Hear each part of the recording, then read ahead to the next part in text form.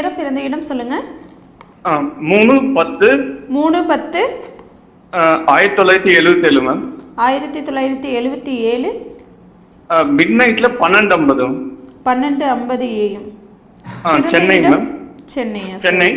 ராசி மேம் இது ரிஷப ராசி, கடக லக்னம். ரிஷப ராசி கடக லக்னமா சார்? என்ன ஆமா நட்சத்திரம்? மேம்.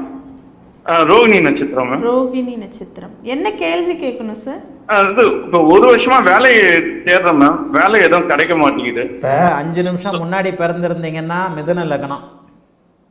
ஆமா குருஜி. ஆனா எல்லாம் கடக லக்னம் தான் வீட்டில் கன்ஃபார்ம் பண்ணாங்க குருஜி. வீட்டில் கன்ஃபார்ம் பண்ணாங்க. அது வீட்டில் கன்ஃபார்ம் பண்ணாங்கன்னா அதுக்கு மேலே நான் சொல்ல மாட்டேன். சென்னையில் பிறந்த நீங்கள் எந்த ஊரில் இருக்கிறீங்க? இப்போ வந்து இதில் ஈரோட்டில் இருக்கேன் குருஜி. வெளிநாடு வெளிமாநிலம் எத்தனை நாடாக போயிட்டு வந்திருக்கிறீங்க? ஒரு வாட்டி வெளிநாட்டுக்கு போயிட்டு வந்தேன் குருஜி. டூர் போயிட்டு வந்தீங்களா, வேலைக்காக போயிட்டு வந்தீங்களா? வேலைக்காக போயிட்டு வந்தேன் குருஜி. எத்தனை வருஷம் இருந்தீங்க? ஒரு 5 வருஷம் இருந்திருப்பேன் குருஜி. எந்தெந்த வருஷங்களில் வெளிநாட்டில் இருந்தீங்க? 2019 2024 வரையும். 2019 2024 வரைக்கும் அரபு கண்ட்ரிகள் போனீங்களா, ஐரோப்பா இந்த மாதிரி போனீங்க? இது சிங்கப்பூர் போனோம் குருஜி. சிங்கப்பூருக்கு போனீங்க. என்னத்தை? ஆமா, 2024 தான் குருஜி வாழ்க்கையை புரட்டி போட்டுச்சு குருஜி. அப்பத்துல இருந்து வேலை கிடைக்க மாட்டேங்குது. சரி, இந்த அமைப்பில் நீங்க மிதுன லக்னங்க. மிதுன லக்னமா குருஜி? சரிங்க குருஜி. 5 நிமிஷம் முன்னாடி பிறந்திருப்பீங்க. மிதுன லக்னம். ஓகே குருஜி. மிதுன லக்னத்தின் அடிப்படையில், ஏன்னா கடக லக்னத்திற்கு 12ஆம் இடத்துல ஜீவனாதிபதியும் இவரும் இருந்திருந்தாருனாலே உங்களுக்கு ராகு திசை குரு திசை நடந்த அன்னைக்கு நீங்க கிட்டத்தட்ட 20 வருஷமா வெளிநாட்டில் தான் இருப்பீங்க.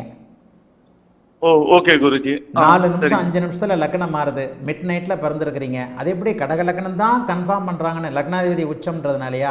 மிதுன லக்னம்னாலும் லக்னாதிபதி உச்சம் தான். உங்க வாழ்க்கை சம்பவங்களை உங்களுக்கே ஜோசியம் நல்லா வருங்க. மிதுன லக்னத்தில் பிறந்திருக்கிறதுனால லக்னாதிபதி உச்சமாக இருக்கிறதுனால உங்களுக்கே ஜோதிடம் புரியும். சரிங்க குருஜி. ஜோதிடம் புரியும்.